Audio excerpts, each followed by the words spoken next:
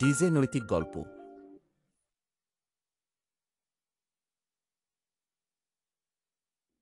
দরিদ্র অনাথ মেয়ে এবং বানরের বাসভবন। পর্ব ২। মধু তার মাথে সুতা ছাবিলি এবং জয়পালের সাথে বাস করে। কয়েক বছর আগে মধুর পিতামাতা এই দুনিয়ায় নেই। তারপর থেকে মাধু তার মামাদের সাথে বাস করছে, কিন্তু তার মামি ছাবিলি তার সাথে ভালোভাবে ব্যবহার করে না। ওরে সবলি, আর কত বিশ্রাম নেবেন আমাকে? তুমি সারাদিন অবিরাম কাজ করতে হবে। আমি কি তোমাকে বলিনি? আন্টি, আমি কাজ করতে করতে ক্লান্ত হয়ে গেছি। আমার মাথা ভারী লাগছে। চলো তাড়াতাড়ি কাজে লেগে যাও। অপদার্থ, হতভাগা মেয়ে। ছাবিলি খুব ক্রূর এবং নিষ্ঠুর। সে মধুকে দিনরাত্রি কাজ করতে বলছে,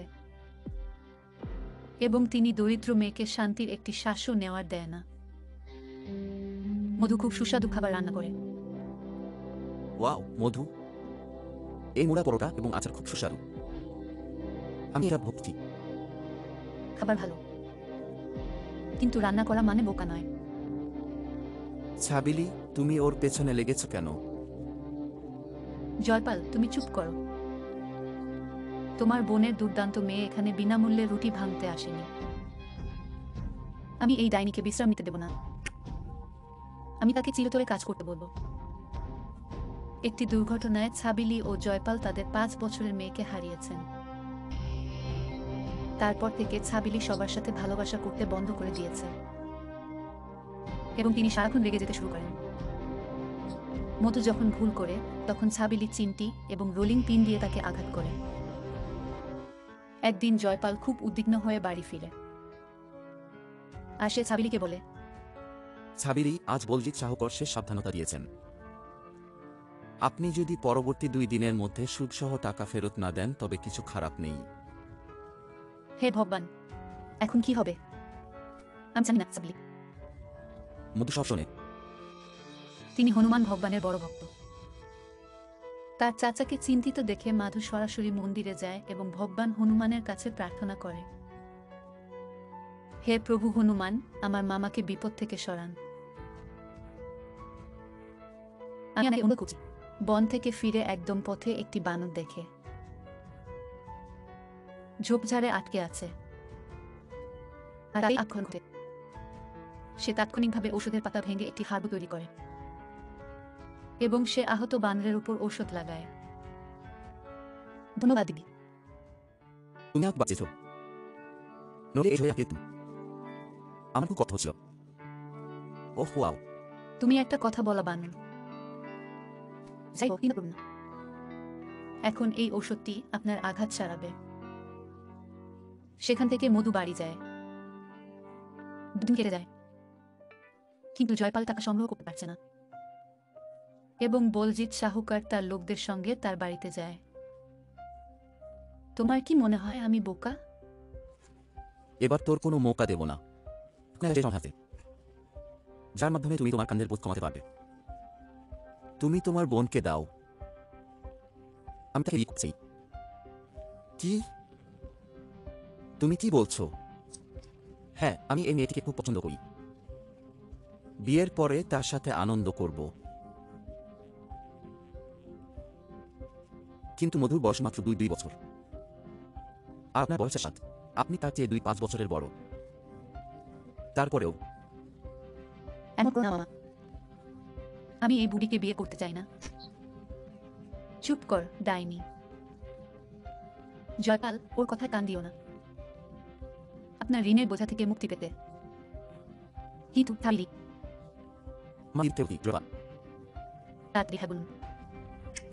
জয়পাল নিজের ভাইসবদের কথা না শুনে তার স্ত্রীর কথা শোনে,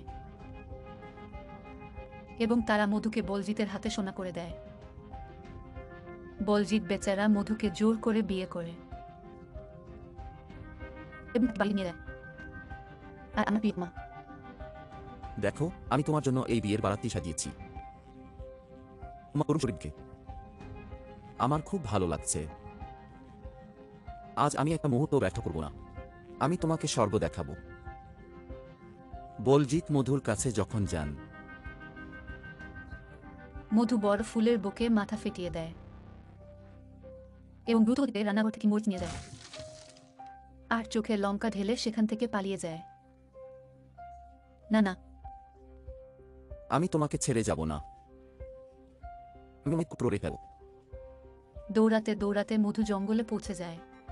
হে ভগবান, আমাকে সমর্থন করার জন্য ধন্যবাদ এবং ওই দুষ্ট শয়তানের কবজে থেকে মুক্তি দেওয়ার জন্য।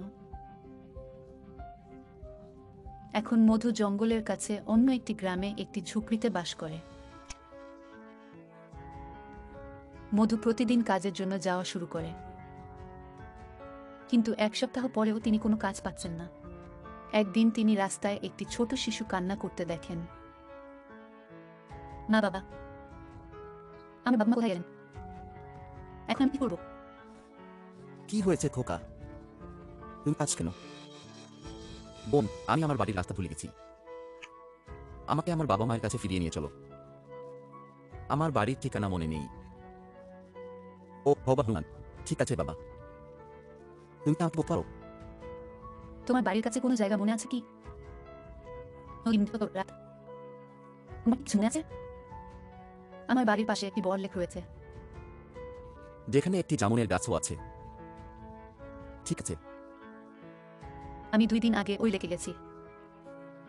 চলো, চিন্তা করো না, আমি তোমাকে তোমার বাবা মায়ের কাছে নিয়ে যাব। মধু সেই ছেলেটিকে তার মাতা পিতার হাতে ফেলে দেয়।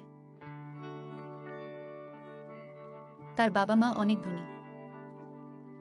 উপহার হিসেবে তারা মধুকে 5,000,000 টাকা দেয়। মধু প্রথমে তাদের গ্রহণ করতে অস্বীকার করে, কিন্তু পরে তাদের অটলতা কারণে তাদের টাকা রাখতে হবে। সেই টাকায় তিনি গ্রামে একটি নতুন দাবা খুলেন এবং তার দাবার নাম হলো মধুর স্বাদ। তার ধাবার মজাদার খাবারের কারণে মাঝে মাঝে ক্রেতাদের সংখ্যা বাড়তে থাকে। আমি আগে কখনো এত সুস্বাদু ছোলে কুলচে খেয়েনি। মধু, তোমার ধাবা অনন্য। সত্যি বলতে তোমার দারুণ রান্না করে দিদি বোন। এনজয় করলাম। আমাকে আর এক প্লেট তরকারি ভাত দাও। হ্যাঁ, ওইটা একটু বেশি ফ্রিটার দিন। ঠিক আছে ভাইয়া, ধন্যবাদ। একদিন হঠাৎই সন্ধ্যার সময় ধাবা বন্ধ হওয়ার সময় গুন্ডারা মধুর ধাবায় আসে আর তাকে ঘিরে, হেই হুরপাড়ি, চামাক চালা। আমাকে দ্রুত তাকান। চলো, সব টাকা তাড়াতাড়ি দাও। তুমি কি দেখছো? তাড়াতাড়ি টাকা দাও। তুমি কি দেখছো? তাড়াতাড়ি টাকা দাও। ধাবা চুপচাপ রেখে দাও।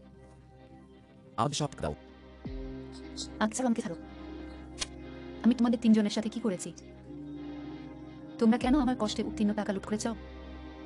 মধু ভয় পেয়ে যায় আর 3 গুন্ডা তাকে ধাক্কা দেয়। তার ধাবা ভেঙে দাও এবং এর ভিতরে যান। আপনি এখানে আসতে পান।